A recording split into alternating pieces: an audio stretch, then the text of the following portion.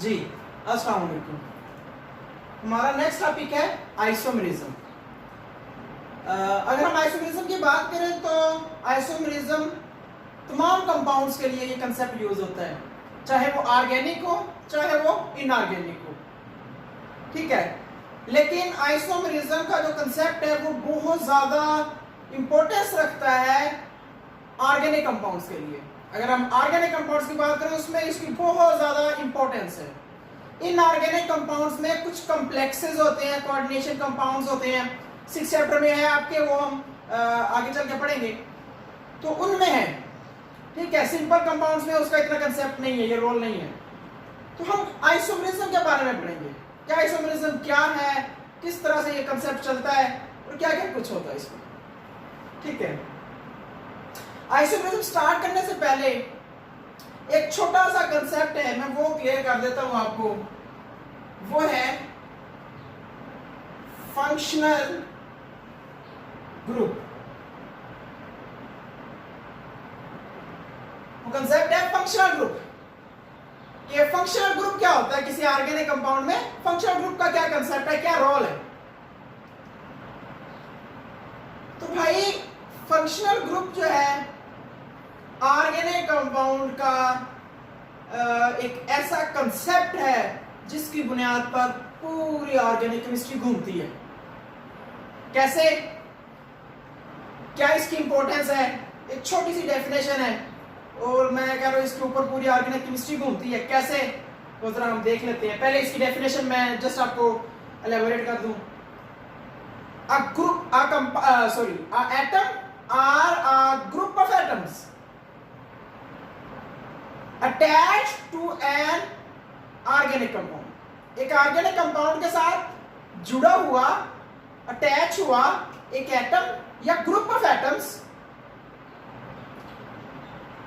that create some change in that compound। फिर repeat कर देता हूं, एक एटम या एटमों का ग्रुप जो किसी कंपाउंड, किसी ऑर्गेनिक कंपाउंड के साथ अटैच हो, और जब वो किसी ऑर्गेनिक कंपाउंड के साथ अटैच हो जाए तो वो उस कंपाउंड के अंदर कोई ना कोई तब्दीली क्रिएट कर दे, कोई ना कोई चेंज क्रिएट कर दे, वो क्या कहलाएगा, फंक्शनल ग्रुप। फॉर एग्जाम्पल हमारे पास एक कंपाउंड है CH3 कॉमन है, इसका नाम क्या है, ईथेन, आपने पढ़ा हुआ है। मैं कहता हूं अब मैंने इस कंपाउंड को, ये भी आपने पढ़ा हुआ है, CH3 CH2Cl कर दिया, ठीक है। अब इसमें और इसमें क्या फर्क है, अगर आप इसको विजुअली देखें, इसमें और इसमें सिर्फ ये फर्क है कि इसमें एक हाइड्रोजन ज्यादा है, इसमें एक हाइड्रोजन कम है, और उसकी जगह क्या आ गया, क्लोरीन आ गया। तो क्या बस इतना कह देना कि इसमें इसमें डिफरेंस ये है कि क्लोरीन आ गया है, क्या ये काफी है, नेवर। ये इथेन है, ये इथाइल क्लोराइड है। इस क्लोरीन के आने की वजह से ये पूरा कंपाउंड डिस्टर्ब हो गया। इस क्लोरीन ने इस पूरे मॉलिक्यूल को डिस्टर्ब कर दिया। कैसे, इस क्लोरीन की इलेक्ट्रोनेगेटिविटी होती है ऑलमोस्ट 3.2। जब ये क्लोरीन इस कार्बन के साथ, जाहिर बात है ये हाइड्रोजन के साथ तो अटैच नहीं है, ये किसके साथ अटैच है, ये कार्बन के साथ अटैच है। ये हाइड्रोजन मैं चलो इस तरफ लगा लेता हूं, ठीक है। जब ये क्लोरीन इस कार्बन के साथ अटैच होता है तो ये इस क्लोरीन की पावर 3.2 है, कार्बन की पावर होती है 2.5। क्लोरीन की पावर क्या है, इलेक्ट्रॉन को अपनी तरफ खींचने की पावर क्या है, ज्यादा है। तो क्लोरीन कार्बन के एटम को स्ट्रांगली खींचता है, इसके इस इलेक्ट्रॉन पेयर को स्ट्रांगली खींचता है, जिसकी वजह से इस मॉलिक्यूल पर क्या आ जाती है, पोलैरिटी। तो सबसे बड़ा और मेजर डिफरेंस इस क्लोरीन की वजह से क्या हो गया, ये नॉन पोलर है, ये पोलर है। अब आप यहां पर कंसेप्ट देख लें कि ये नॉन पोलर है, वो पोलर है, तो melting point, boiling point, freezing point, viscosity, density, a number of physical properties of these compounds will be different। दोनों कंपाउंड की इनकी डिफरेंट प्रॉपर्टीज होंगी, नॉट ओनली फिजिकल, केमिकल भी। ये ज्यादा रिएक्टिव होगा, ये लेस रिएक्टिव होगा, क्योंकि ये पोलर है।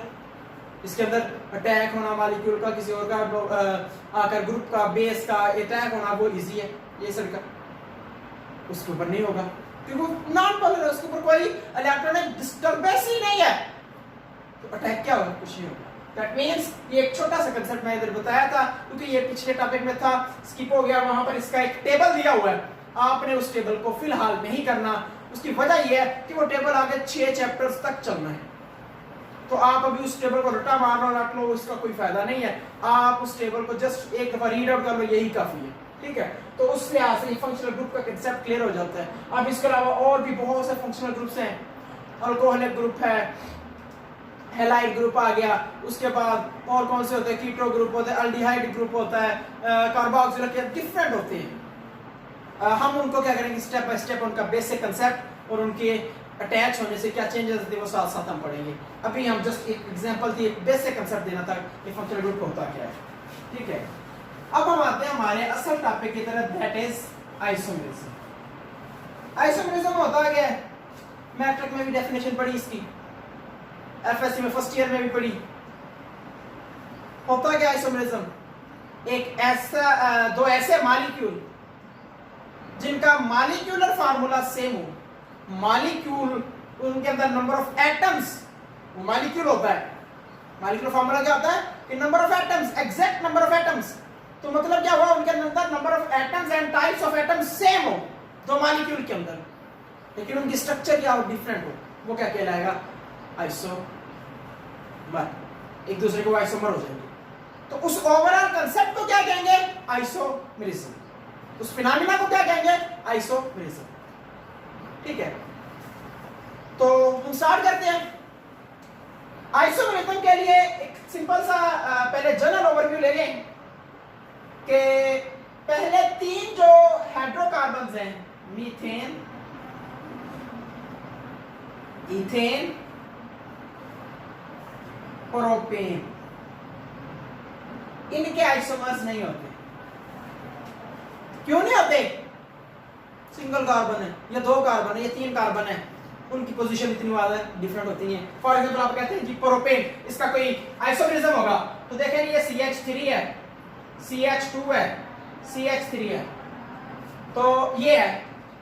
अब यही मॉलिक्यूलर फार्मूला हो, मतलब इतने टोटल एटम और यही एटम हो और उनकी स्ट्रक्चर आप चेंज करके दिखा दें, नहीं होगी। मसलन आप कहते हैं कि जी ये कार्बन ऊपर आके अटैच हो गया, तो CH3 CH2 सॉरी ये इधर लग गया, तो आप कहेंगे देखिए ये स्टेट चेन था, ये ब्रांच चेन का नाम है। चेन का कांसेप्ट कहां से लिया जाता है, number of carbon atoms in a chain, इसके लॉन्गेस्ट चेन ये है। अब इस लॉन्गेस्ट चेन में नंबर ऑफ कार्बन एटम कितने हैं, 3। इसकी लॉन्गेस्ट चेन क्या है, ये है। इसकी लॉन्गेस्ट चेन में कितने कार्बन है, 3। उनकी लोकेशन भी सेम है, उनकी लोकेशन भी सेम है, हाइड्रोजन भी सेम है, हाइड्रोजन की लोकेशन भी सेम है।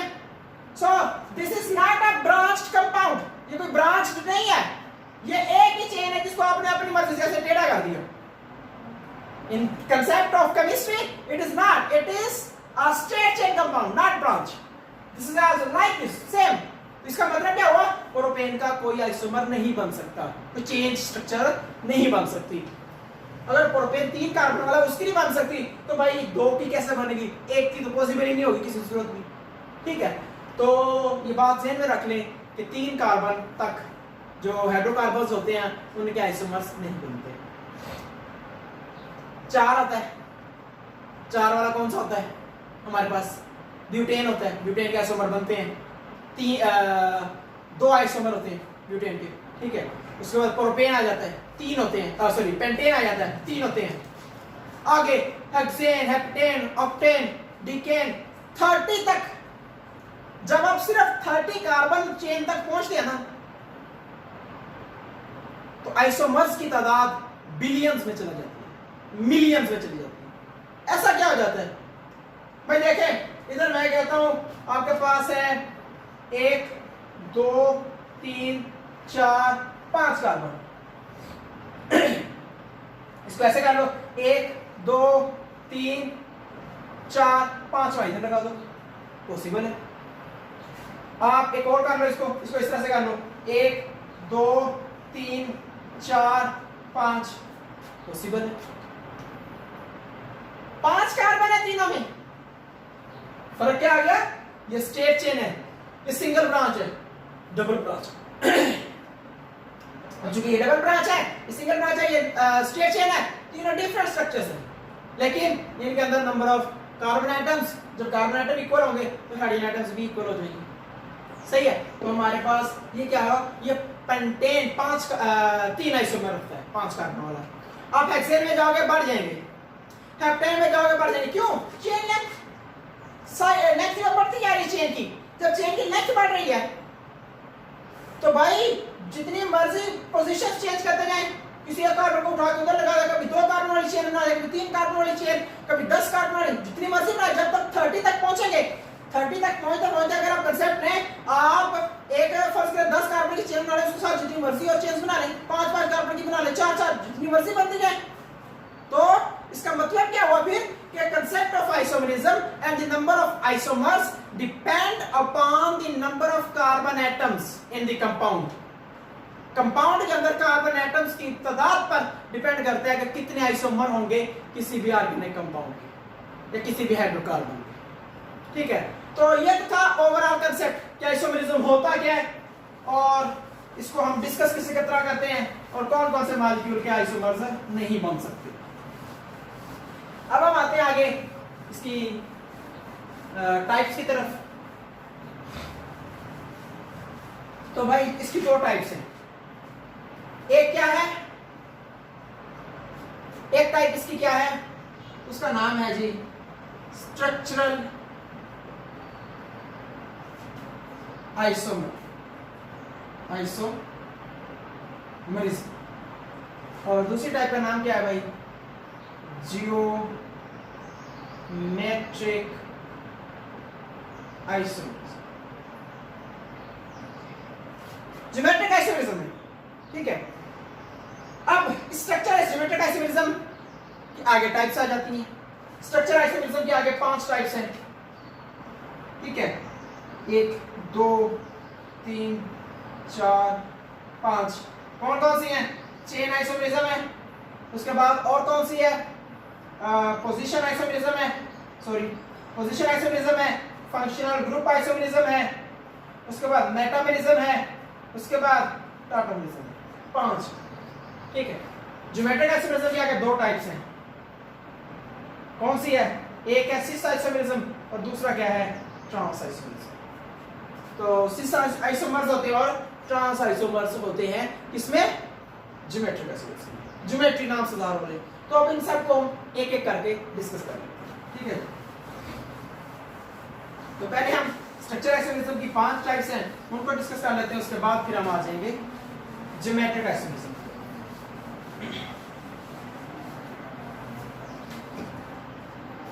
जी, स्ट्रक्चर आइसोमरिज्म।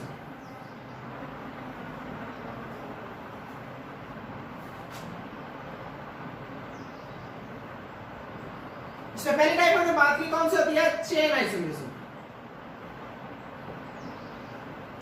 अब चेन आइसोमरिज्म क्या होगी, इस तरह से होगा, ज़ाहिर नाम से इन जितने भी टाइप्स हैं सबके नाम से पता चल जाता है कि कौन सा आइसोमर होगा, किस तरह का होगा, ठीक है। चेन आइसोमरिज्म जो होगा, इसमें अब क्या होगा, सिंपल स्ट्रेट चेन होगा, ब्रांच चेन होगा। लाइक हमारे पास, मैं पेंटेन की एग्जांपल होगा एक सिंपल सी, और आप जितनी मर्जी ले लें। पेंटेन है फॉर एग्जांपल, इसमें क्या होगा, अगर ये 5 कार्बन वाली चेन है, ठीक है, हाइड्रोजन्स आपको पता है, अंडरस्टूड है, यहाँ पर 3 लगेंगे, यहाँ पर 2 बॉन्ड बने हुए हैं, तो यहाँ पर 2 हाइड्रोजन लगेंगे, यहाँ पर भी 2 लगेंगे, यहाँ पर भी 2 लगेंगे, और यहाँ पर 3। इस कंपाउंड का नाम क्या है? इसे कहते हैं एन पेंटेन। एन का मतलब क्या होता है? नॉर्मल पेंटेन, बिल्कुल स्ट्रेट चेन पेंटेन, ठीक है। इसका दूसरा आइसोमर क्या बनेगा? वो होता है हमारे पास सी सी सी सी एंड सी, CH3। यहाँ पर 1 हाइड्रोजन आएगा, यहाँ पर 2 आएंगे, यहाँ पर 3 आएंगे, यहाँ पर भी 3 आएंगे। ये इसका दूसरा आइसोमर बन गया। इसका नाम क्या है? इसका नाम है आइसोपेंटेन। ये आइसोपेंटेन है। अब ये आइसोपेंटेन कैसे बना? आइसोपेंटेन उस वक्त कहते हैं जब किसी हाइड्रोकार्बन की आप कह लें एक साइड चेन हो, सिंगल चेन हो, एक साइड चेन, वो आइसोमर कहलाएगा। ठीक है, अब ये आपके पास आ गया। अब इसमें और इसमें डिफरेंस क्या है? वाज़ेह नजर आ रहा है। इसकी लॉन्गेस्ट चेन कितने कार्बन की है? 5 कार्बन की। इसकी लॉन्गेस्ट चेन कितने कार्बन की है? 4 कार्बन की। हमने लॉन्गेस्ट चेन पे फोकस करना है चेन आइसोमरिज्म के लिए। तो जाहिर सी बात है इसकी और इसकी स्ट्रक्चर में वाज़ेह डिफरेंस है, क्योंकि इसके 5 के 5 कार्बन स्ट्रेट चेन में है, इसके 4 स्ट्रेट चेन में है, एक क्या है ब्रांच है, जिसकी वजह से इनमें वाज़ेह डिफरेंस आ रहा है। क्या और कोई बन सकता है? बिल्कुल बन सकता है, बना के देखिए। 1 2 3 CH3 CH3 CH3 and CH3। देखिए ये क्या है? इसकी लॉन्गेस्ट चेन क्या है? 3 कार्बन वाली, और इसमें नंबर ऑफ ब्रांच चेन कितनी है? 2 है। इसका नाम क्या होता है? New pentane. अगर एक ही कार्बन के ऊपर नीचे 2 चेन्स लगते हैं तो इसे आप न्यू कर दो। ठीक है, तो ये न्यू पेंटेन हो गया। Normal pentane, isopentane, new pentane, तीनों की स्ट्रक्चर डिफरेंट है। क्या इन तीनों का मॉलिक्यूलर फार्मूला सेम है? करके देख लें। इसमें कार्बन कितने हैं? C5। हाइड्रोजन कितने हैं? 3 5 7 9 और 3 12। इसमें कितने हैं? देख लें। 6 9 और 3 ये कितने हो गए? 12। इसमें देख लें 12। सब में मॉलिक्यूलर फार्मूला सेम है, लेकिन सबकी स्ट्रक्चर्स क्या है? डिफरेंट है। ठीक है, इस सेंस में हम कहते हैं isomerism. Same molecular formula but different structures. अब चूंकि ये इनके जो स्ट्रक्चर्स में चेंज आ रहा है ड्यू टू चेन आ रहा है, हम जो डिफरेंस इनका पढ़ रहे हैं स्ट्रक्चर में वो चेन का कांसेप्ट में पढ़ रहे हैं, इसलिए हम क्या कहते हैं? Chain isomerism. ठीक हो गया? तो ये पहला इसकी एग्जांपल थी। अब हम अगली एग्जांपल की तरफ आ जाते हैं। वो हमारे पास है पोजीशन आइसोमरिज्म। अब हम देखेंगे पोजीशन आइसोमरिज्म क्या होता है, या उसका कांसेप्ट कैसे हम डिस्कस कर सकते हैं आइसोमर्स के। ठीक है, पोजीशन आइसोमरिज्म, यहां पर भी नाम से वाज़ेह पता चल रहा है कि पोजीशन का मतलब और पोजीशन आइसोमर्स। ठीक है, पोजीशन, लोकेशन, तो इसमें हम क्या देखेंगे? इसमें हम देखेंगे किसी ऑर्गेनिक कंपाउंड में, किसी हाइड्रोकार्बन में, क्योंकि हम सिंपल से एग्जांपल्स ले रहे हैं, किसी हाइड्रोकार्बन में या किसी ऑर्गेनिक कंपाउंड में जो फंक्शनल ग्रुप लगा हुआ है, उसकी अगर लोकेशन चेंज हो जाएगी तो ओवरऑल उसका मॉलिक्यूलर फार्मूला सेम रहेगा, लेकिन उसकी स्ट्रक्चर चेंज हो जाएगी। अभी हम इसको डिस्कस करते हैं। ठीक है, तो मैं एग्जांपल लेता हूं, एक वेरी सिंपल सी एग्जांपल।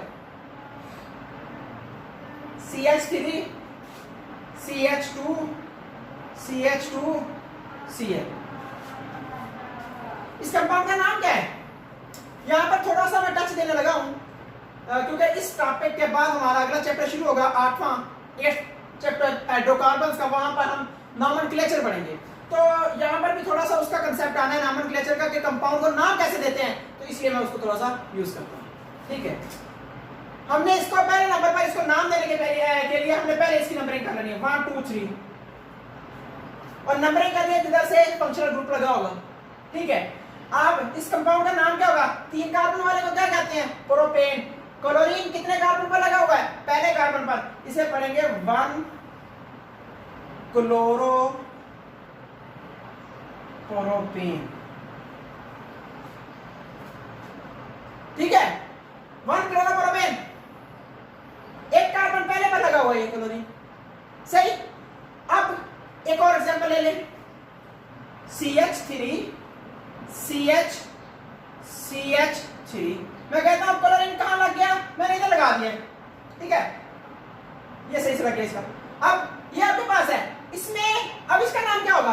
पहले इसकी लॉन्गेस्ट चेन सेलेक्ट करेंगे। जैसे इसकी लॉन्गेस्ट चेन ये थी, इसकी लॉन्गेस्ट चेन यही है, अब नंबरिंग कैसे देंगे? चूंकि क्लोरीन सेंटर में है, इधर से भी नंबर 2 पे आ रहा है, इधर से भी नंबर 2 पर क्लोरीन आ रहा है, अब जहां से मर्जी नंबरिंग दे दें। जिधर से क्लोरीन चेन के करीब होगा हम नंबरिंग उधर से देंगे। यहां पर नंबरिंग इधर से नहीं दे सकते क्योंकि क्लोरीन उस तरफ लगा हुआ है।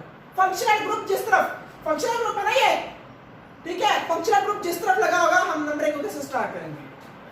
अब इसका नाम 1 2 3, ठीक है।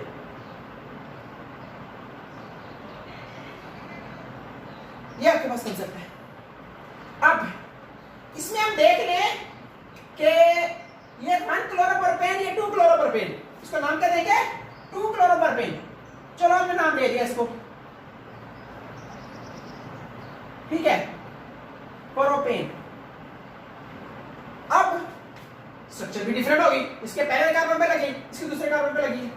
अब आप यहाँ पे बात करते थे सर क्या मसला क्या है, इसमें कुछ भी तो नहीं है, क्लोरीन की पोजीशन तो चेंज हुई है, तो इस पे क्या इफेक्ट होगा, क्या ऐसी चेंजेस आ जाएंगी जो हम इतना ज्यादा इनकी डिटेल्स में पढ़ रहे हैं कि इसको हम अलग कंपाउंड दे रहे हैं, इसको अलग कंपाउंड, दोनों को एक ही कंपाउंड दे रहे हैं, 3 कार्बन है, इधर पहले पे लगा इधर दूसरे पे लगा, क्या फर्क आ गया इसमें?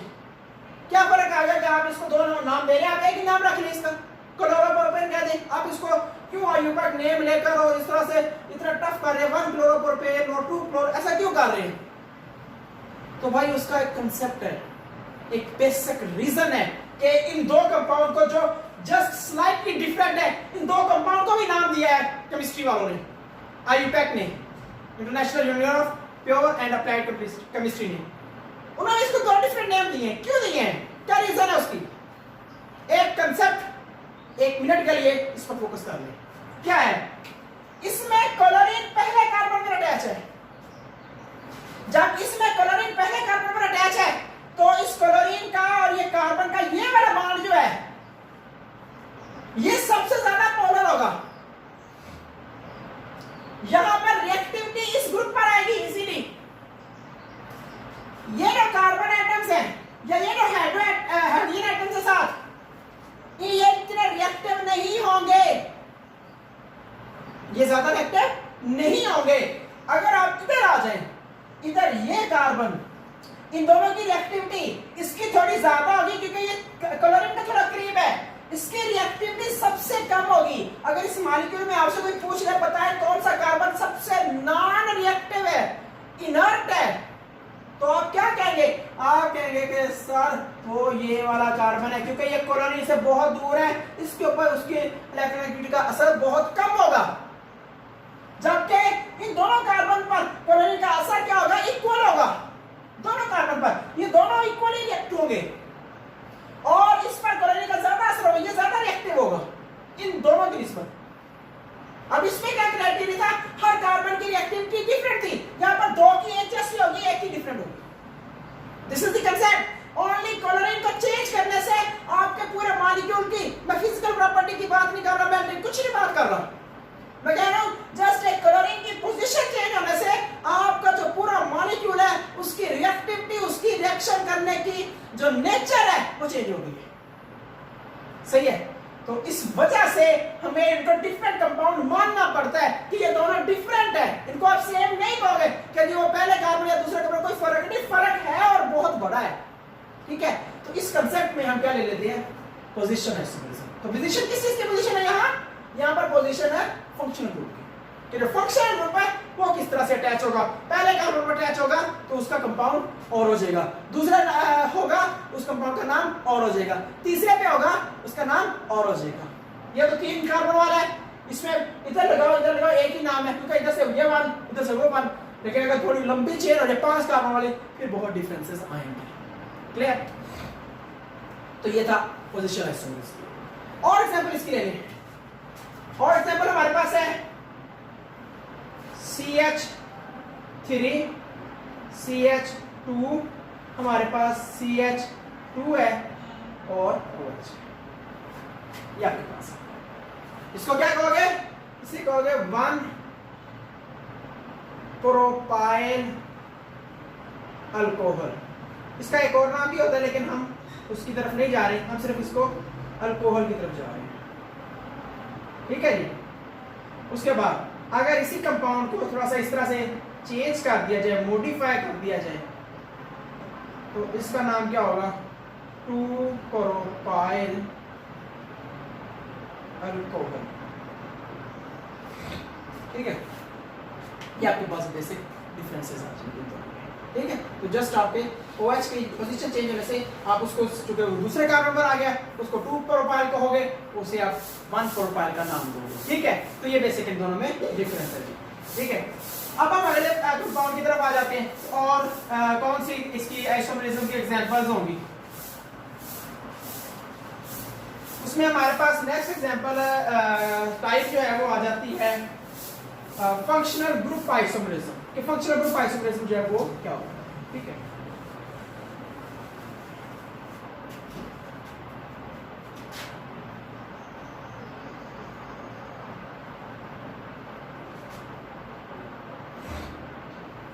फंक्शनल ग्रुप आइसोमरिज्म नाम से जाहिर हो रहा है, किससे? फंक्शनल ग्रुप के चेंज होने से। कि अगर दो डिफरेंट फंक्शनल ग्रुप लागे जाएं लेकिन वो मॉलिक्यूलर फार्मूला दोनों का सेम हो। कैसे? अभी एग्जांपल लेते हैं, इससे आपको क्लियर हो जाएगा। बहुत कॉमन एग्जांपल है, ऐसे करके मुझे वीडियो तो मानना, CH3 CH3, एक ये है। दूसरी एग्जांपल ले लें, CH3 CH2 OH, ये दो एग्जांपल्स हैं। अब इस कंपाउंड का ऐसा नाम, मैं पहले थोड़ा सा फंक्शनल ग्रुप के ऊपर बात कर लूं, क्योंकि ये दो डिफरेंट फंक्शनल ग्रुप्स हैं। कैसे ये दो डिफरेंट फंक्शनल ग्रुप्स हैं, टेबल में आप जाकर देख लें। इस कंपाउंड को हम क्या कहेंगे? इस कंपाउंड में आप देख लें COC,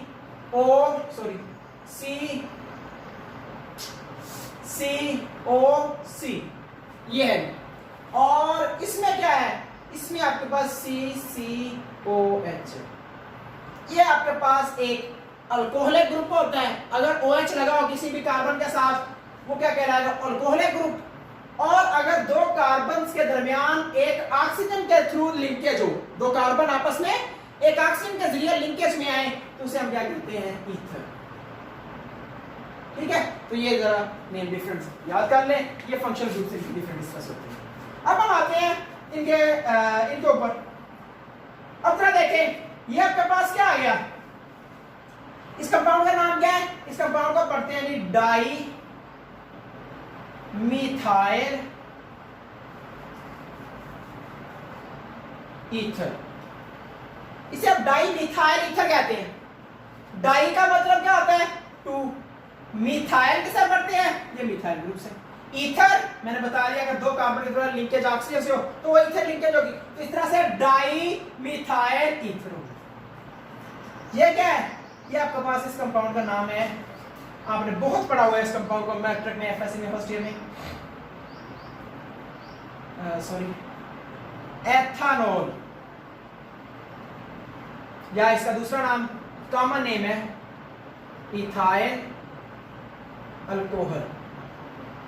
ये नेम है, वो एथानॉल है, वो इथाइल अल्कोहल है। ठीक है, अब इन दोनों में ये डिफरेंट है। अब दोनों का वाज़ेह नजर आ रहा है, इसके ऊपर और फंक्शनल ग्रुप है, इसका और फंक्शनल ग्रुप, लेकिन आप इन दोनों के ऊपर अगर आप फोकस करें, उसके अंदर कितने कार्बन है? 2। इसके अंदर कितने हैं? 2। इसके अंदर हाइड्रोजन कितने हैं? 6। ऑक्सीजन कितने हैं? 1। इसके अंदर कितने कार्बन है? 2। ऑक्सीजन के अंदर हाइड्रोजन कितने हैं? 3। तो 5 और 1 6। ऑक्सीजन कितने हैं? 1। दोनों का मॉलिक्यूलर फार्मूला क्या बन रहा है? सेम। ठीक है, तो ये है जी बेसिक इनमें डिफरेंस। तो मॉलिक्यूलर फार्मूला दोनों का सेम है, स्ट्रक्चर फार्मूला दोनों का डिफरेंट है। तो ये चूंकि फंक्शनल ग्रुप की वजह से डिफरेंट हो रहा है, इसलिए हम इसे क्या कहते हैं? Functional group isomerism. ठीक है जी, नेक्स्ट की तरफ आते हैं। नेक्स्ट आपके पास है मेटामरिज्म। अब मेटामरिज्म क्या होता है? मेटामरिज्म के आपके पास सिंपल सी एग्जांपल ये होती है कि अगर एक चेन का, एक ग्रुप के अगेंस्ट अनइक्वली डिस्ट्रीब्यूट हो जाना या डिफरेंट तरीके से डिस्ट्रीब्यूट हो जाना, वो क्या कहना चाह रहा हूं, इस बात का मतलब इसको आप अभी देखिए। ठीक है, मैं एग्जांपल लेता हूं जी, CH3 CH2 O CH2 CH3। अब ये आपके पास है अब इसमें आपके पास कितने कार्बन है? 4, और ऑक्सीजन सेंटर में लगा हुआ है, दोनों तरफ लगा हुआ है। कार्बन के दरमियान लिंकेज किससे है? ऑक्सीजन से। इसको नाम क्या देंगे? ईथर। अब इस कंपाउंड का नाम क्या है? ये एक इथाइल ग्रुप है, ये भी इथाइल ग्रुप है, तो इथाइल आ गया। इसका नाम होगा डाई इथाइल ईथर। ये इसकी एग्जांपल है, जैसे नहीं हमारे सॉरी। अब अगर मैं कहूँ ये ऐसे नहीं ऐसे है, CH3 तो CH2 CH2 CH3। अब इसमें देखो, इसको कहेंगे मिथाइल, ये है प्रोपाइल, तो आपके पास आ गया मिथाइल प्रोपाइल ईथर, ये आपके पास नाम आ गया। अब दोनों के ऊपर देख ले, स्ट्रक्चर डिफरेंट आ गई। इसमें ऑक्सीजन सेकंड वाले कार्बन दोनों तरफ से अटैच है, यहाँ पर ये फर्स्ट और थर्ड से अटैच है, ठीक है। तो इस वजह से दोनों की चूंकि ऑक्सीजन की लोकेशन चेंज हो गई है, यहाँ पर इक्वली डिस्ट्रीब्यूट था, मैंने कहा था ना distribution of atoms around the functional group. इसका फंक्शनल ग्रुप ये है, इसके दोनों इक्वल है, यहाँ पर दोनों तरफ कार्बन की तादाद क्या है? डिफरेंट है, तो दिस इज मेटाबॉलिज्म। इसकी एग्जांपल हम कीटोन में भी ले लेते होते हैं। कीटोन की एग्जांपल दे देता हूँ, CH3 CH2 double bond O CH2 CH3, that's all. अब कीटोन क्या होता है? कीटोन भी एक फंक्शनल ग्रुप है, आपने पढ़ा होगा, इस जगह देख सकते हैं फंक्शनल ग्रुप टेबल में। कीटोन क्या होता है? अगर दो कार्बन के इस कार्बन के दरमियान दोनों साइड पर क्या हो? कार्बन एटम्स हो और ये ऑक्सीजन के साथ डबल बॉन्ड लिंकेज हो, उस ग्रुप को कहते हैं, जिसके ऊपर मैंने दायरा लगाया है, वैसे इस ग्रुप को कहते हैं कार्बोनाइल, कार्बोनाइल ग्रुप, ठीक है। लेकिन जब इसके दोनों तरफ कार्बन लग जाते हैं तो ये क्या हो जाता है? Ketonic group. अब इसमें कीटोनिक ग्रुप में हमारे पास क्या हो जाता है? दोनों तरफ इक्वल कार्बन है। अगर मैं यहाँ पर चेंज कर दूं, क्या हो गया? CH3, हमारे पास क्या आ गया? C double bond O CH2 CH2 CH3। यहाँ पर देखिए, वहां पर और तरह से है, यहाँ पर और तरह से, वहां पर दोनों तरफ दो कार्बन है, यहाँ पर क्या? एक तरफ दो, एक तरफ तीन, एक तरफ एक है। तो ये आपके पास क्या आ गया? मेटाबॉलिज्म की दूसरी एग्जांपल आ गई, ठीक है। उसका नाम क्या होगा वो आप छोड़ दें, उधर आपकी बुक में लिखा हुआ है, वहां जाकर आप देख सकते हैं, ठीक है। हम ज्यादा डिटेल में नहीं जाएंगे, हम अगले एग्जांपल की तरफ आते हैं।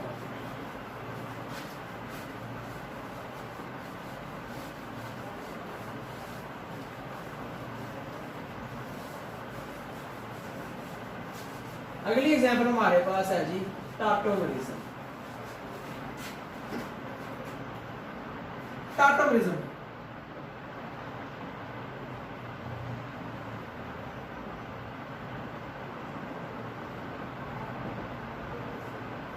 ठीक है। अब टार्टोमरिज्म में क्या होगा? टार्टोमरिज्म किसे कहते हैं? यह होता है due to shifting of proton, या इसको मैं H पोस्टल लिख देता हूं, ठीक है। प्रोटॉन H पोस्टल की शिफ्टिंग की वजह से होती है। एक ही मॉलिक्यूल में एक एटम से कोई एक H निकलकर दूसरे एटम की तरफ चला जाए, उसे हम क्या कह देते हैं? टार्टोमरिज्म, ठीक है। इसकी एग्जांपल हमारे पास बहुत कॉमन एग्जांपल इसके लिए क्या होती है? हमारे पास इसकी एग्जांपल होती है माइनस,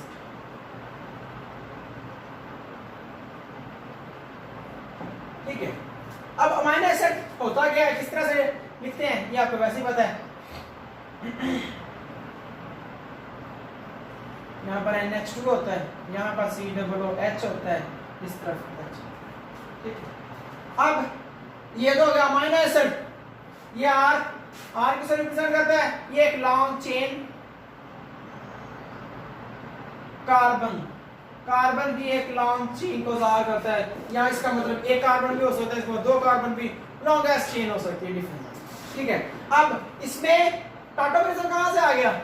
यहाँ से होता क्या है? ये प्रोटॉन जो है वो आकर शिफ्ट हो जाता है इस एटम के पास, और ये कुछ इस तरह से स्ट्रक्चर ले लेता है, C double O negative, NH3 positive, RH।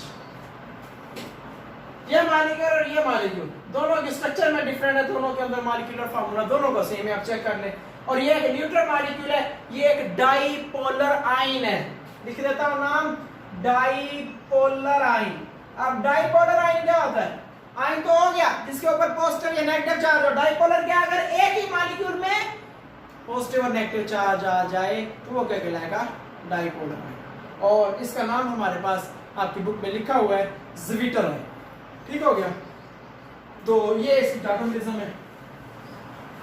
अब हम लास्ट एग्जाम टाइप की तरफ आते हैं और उस टाइप का नाम है जी जियोमेट्रिक आइसोमर्स।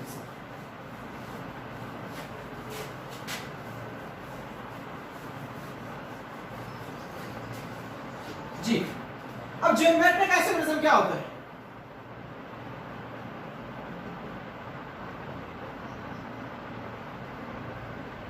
दो होते हैं इसमें सेस और ट्रांस, इनका स्ट्रक्चर फार्मूला सेम होता है, मॉलिक्यूल का स्ट्रक्चर फार्मूला सेम होता है, मॉलिक्यूलर फार्मूला भी सेम होने का स्ट्रक्चर भी सेम होता है। फिर फर्क क्या हुआ? फिर ये आइसोमर कैसे हुआ? लोकेशन ऑफ ग्रुप चेंज हो जाती है। उसी एटम है, उसी एटम के साथ कोई ग्रुप लगा हुआ है, एक मॉलिक्यूल में नीचे एक एंगल नीचे साइड पे लगा हुआ है, एक मॉलिक्यूल में ऊपर साइड पे लगा हुआ है। एंगल, सिर्फ एंगल चेंज हो रहा है। लोकेशन का मतलब एंगल, ये नहीं कि एक एटम दूसरे एटम के साथ लोकेशन, नहीं, एक ही मॉलिक्यूल के ऊपर, एक ही एटम के ऊपर, एक मॉलिक्यूल में वो क्या हो रहा है?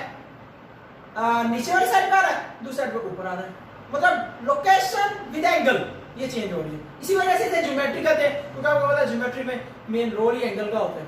ठीक है, तो हम इसी एग्जांपल्स लेते हैं।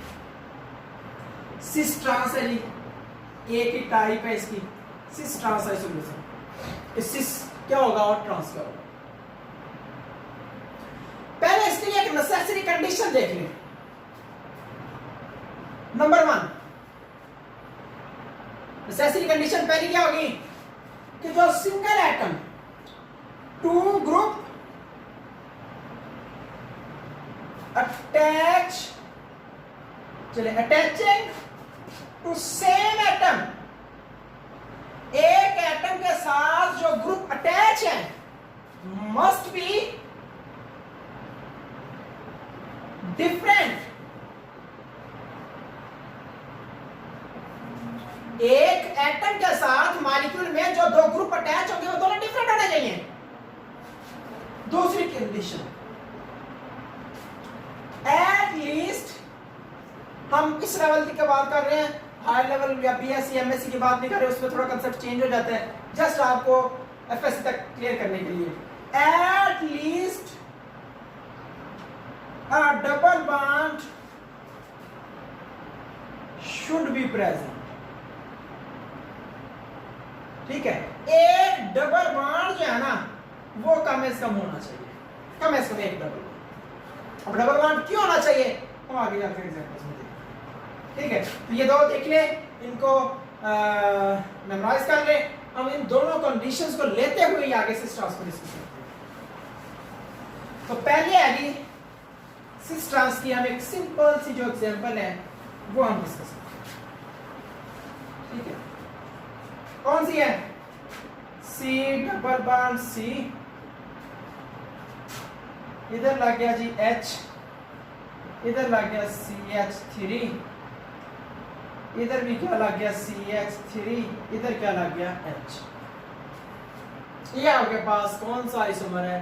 ये सिस आइसोमर है। क्यों है सिस?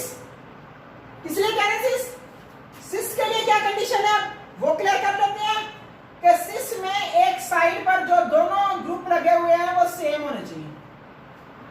दोनों कार्बन के एटम्स के साथ जो ग्रुप लगे हुए हैं एक साइड पर वो सेम होना चाहिए, लाइक दिस।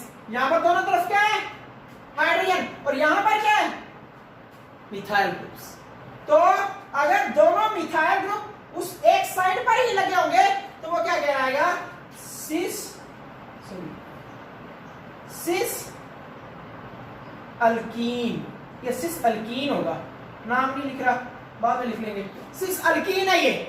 ठीक है, तो ये सिस अल्कीन है, 4 कार्बन वाला है, मीथीन है, सॉरी डबल बॉन्ड है, तो अल्कीन कह दिया, ब्यूटीन कह लिया। ठीक है, तो वो अलग बात है, ये सिस हो गया। अब ट्रांस क्या होगा, अगर ये कुछ इस तरह से मौजूद हो, CH double bond sorry C double bond C H CH3 H CH3, अगर कुछ इस तरह से होगा मतलब कि जो सेम ग्रुप्स है वो डायगोनल शेप में आ जाएंगे। अगर सेम ग्रुप्स वो डायगोनल शेप में आ जाएंगे लाइक दिस, क्रॉस एक्सचेंज आप कह लें, इस शेप में आ जाएंगे, तो ये क्या कहलाएगा, ये ट्रांस आइसोमर कहलाएगा। एक साइड पर दोनों डिफरेंट ग्रुप्स लगे होंगे तब भी आप इसको क्या कहोगे, ट्रांस कहोगे। तो ये ट्रांस अल्कीन होगा, ठीक है। तो अब सिस अल्कीन और ट्रांस अल्कीन में बेसिक ये डिफरेंस आ गया, सही। हम और एग्जांपल ले लेते हैं, और बहुत से एग्जांपल्स आपके पास हैं, आपकी बुक में गिवन है।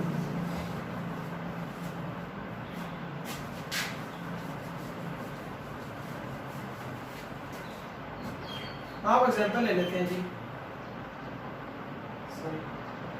C डबल बॉन्ड C, यहां पर आप लगा लें Br, यहां पर लगा लें आप CH, ठीक है, यहां पर लगा लें Cl, यहां पर लगा लें CH। चलो इस कंपाउंड की बात कर लेते हैं। अब इस हालत में ये कौन सा कंपाउंड है, इस हालत में ये कौन सा कंपाउंड है, ये ट्रांस है, क्योंकि दोनों सेम ग्रुप्स डायगोनल शेप में, और ये भी यहां पर डायगोनली कंसीडर होगा। तो यहां पर थोड़ा ज्यादा डीप कंसेप्ट आ गया, क्या कि जो ये ग्रुप्स है ये भी सिमिलर काउंट हो गया। क्यों, क्योंकि ये सिमिलर क्लास से तल्लुक रखते हैं, ये दोनों हैलोजेंस हैं, ठीक है। तो अगर हैलोजेंस में अगर यहां पर सिर्फ ही हैलोजेंस होते हैं सारे तरफ, फिर हम हैलोजेंस को कंपैरिजन में लाते। अब चूंकि दो हैलोजन है, दो अल्काइल ग्रुप्स है, इसलिए हैलोजेंस को हम सेम ग्रुप भी कंसीडर करेंगे। यहां पर इसको हम एज अ हैलाइड हैलोजन लेंगे, इसको भी एज अ हैलाइड ही लेंगे, यहां पर इनको ऐसा अल्काइल ग्रुप्स लेंगे, ठीक है। तो ये इसकी बेसिक कांसेप्ट आपके पास आ जाता है। दूसरी आपके पास और एग्जांपल कौन सी होगी इसकी, वो आपके पास क्या रहेगा, C डबल बॉन्ड, अगर ब्रोमीन इधर है तो क्लोरीन भी उधर आ गया, CH3 इधर है तो CH3 भी इधर आ गया। तो यहां पर क्या आ गया, सिमिलर ग्रुप्स में आ गया, तो ये ट्रांस हो गया, ये ट्रांस है, और ये क्या आ गया, सिस, ये सिस मान लिया, वो ट्रांस हो गया। अब यहां पर उन कंडीशंस को जरा मैं यहां पर एक दफा फिर क्लैरिफाई कर दूं।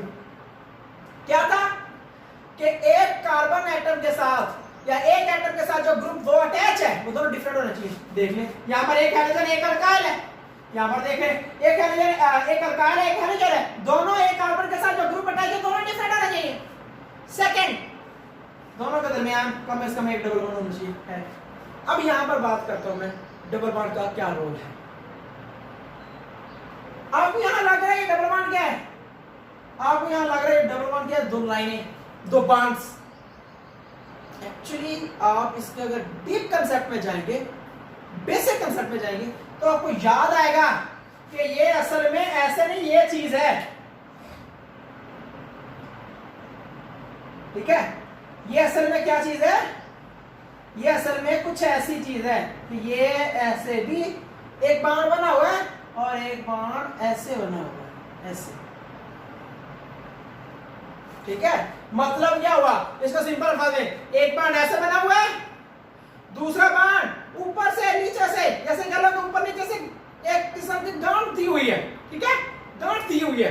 तो उस गांठ की वजह से क्या हुआ कि दो तरह से टाइटनेस होगी, दो तरह से जो हमारे पास जो बॉन्डिंग है, दो तरह से उसने इस तरह से फिक्स कर लिया, इतना टाइटली वो बाउंड हो गए हैं कि अब वो मूव नहीं कर सकते।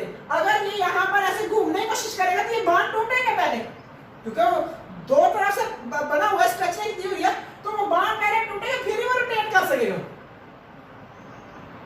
इसका मतलब क्या है, रोटेट करने का मतलब क्या है भाई, अगर ये सिंगल एक कार्बन वाला एक बॉन्ड वाला कार्बन होता तो वो रोटेट करता रहता आगे पीछे, जब रोटेट करता रहता इनकी पोजीशन खुद ब खुद चेंज होती रहती, यहां पर ये खुद ब खुद नीचे होता रहता ऊपर, लेकिन फिर तो ये मॉलिक्यूल एग्जिस्ट ही ना होता, या इस तरह का कांसेप्ट ही ना आता, तो कभी ये वो बन जाता वो ये बन जाता, ऐसा तो नहीं, ये दोनों डिफरेंट कंपाउंड है। तो इस वजह से क्या हुआ, फिर इस वजह से ये कांसेप्ट हमने बताया कि डबल बॉन्ड होना चाहिए, क्योंकि डबल बॉन्ड होगा there will be no rotation. जब सिंगल बॉन्ड होगा ना, देखो ये सिंगल बॉन्ड है, सिंगल बॉन्ड है, घूमता जा रहे हैं, घूमते हैं, कोई फर्क नहीं पड़ता उससे, घूमता जाएगा। जब ये घूमेगा तो उसके साथ ग्रुप्स भी घूमते जाएंगे। जब डबल बॉन्ड भी होगा, डबल बॉन्ड भी होगा, साइड में ओवरलैपिंग भी होगी, तो क्या होगा, वो एक किस्म की टाइटनेस ज्यादा स्ट्रांग हो जाएगी, जिस वजह से क्या होगा, उस बॉन्ड का मूव करना, रोटेट करना सिंगल बॉन्ड का पॉसिबल नहीं होगा। ठीक है, इसीलिए ये दो कंडीशंस होती हैं, एक क्या, दोनों मस्ट बी डिफरेंट ग्रुप्स, और सेकंड क्या, हमारे पास क्या होना चाहिए, हमारे पास कम से कम डबल बॉन्ड होना चाहिए। ठीक है, कुछ हाई लेवल पे जाएंगे, वहां पर साइक्लिक कांसेप्ट आता है, वो हम अभी नहीं डिस्कस करेंगे। ठीक हो गया, तो ये था ये कांसेप्ट ऑफ आइसोमेरिज्म, उसकी types, geometrical similar structure isomerism. तो दैट्स ऑल, चैप्टर आपका 7 कंप्लीट हो गया। ओके, अल्लाह हाफिज़।